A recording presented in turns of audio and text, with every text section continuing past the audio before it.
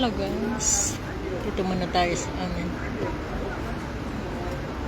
habang nag-aantay kay Kulasa. Live live.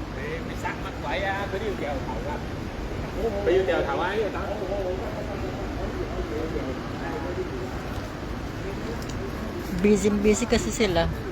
Bukas araw ng mga patay nila,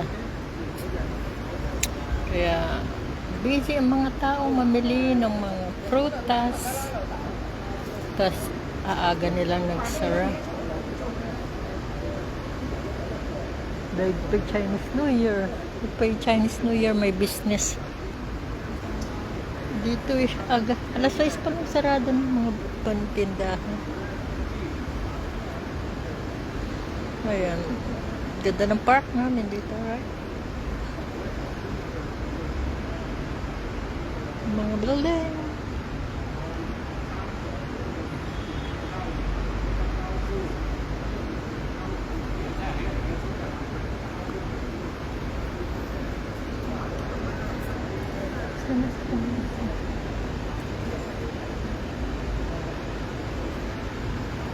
Busy mga tao.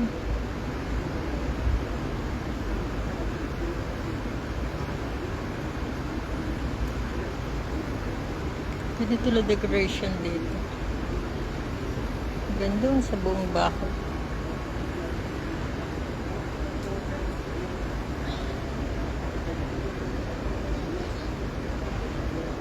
Yan sa taas na yan. Car park.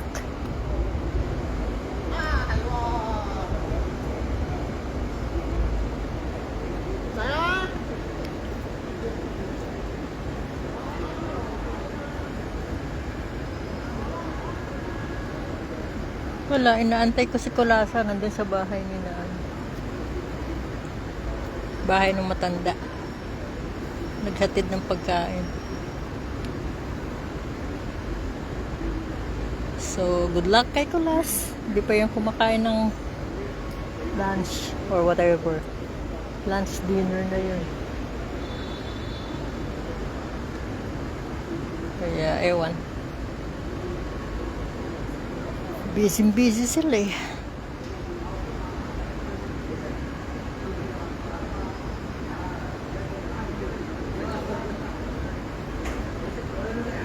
Dahil pa yung Chinese New Year. Ito grabe, mga tao. Kahit pagkamahal-mahal na prutas, binibili nila para maibigay sa mga patay.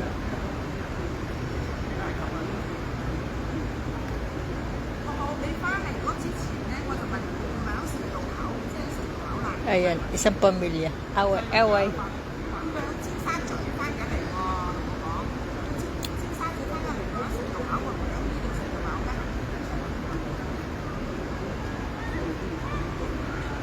Hindi na yung sumasama si Dorothy. Dungis niya. Sa bahay na lang siya, sa shop na lang siya lagi.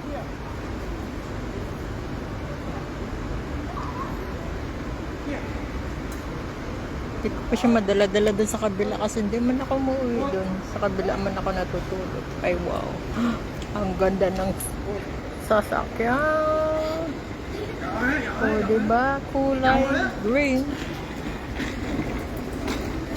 Ayan mga dogi. Ayan. Oh, I want to ride on the car. Tesla, girl. Ganda ng kulay, berde.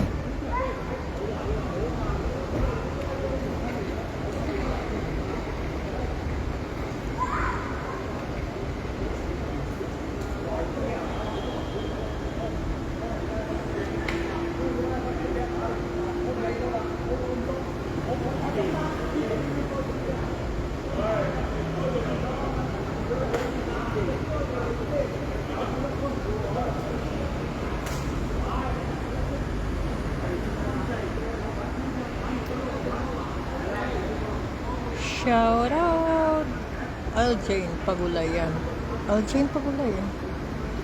Yes.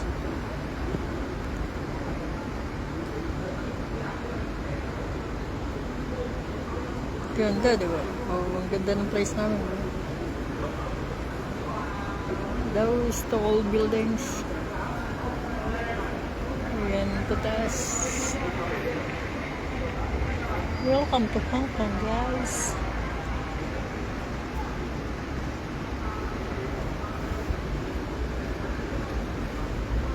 Okay, bye-bye na. Bababa na si Palasa.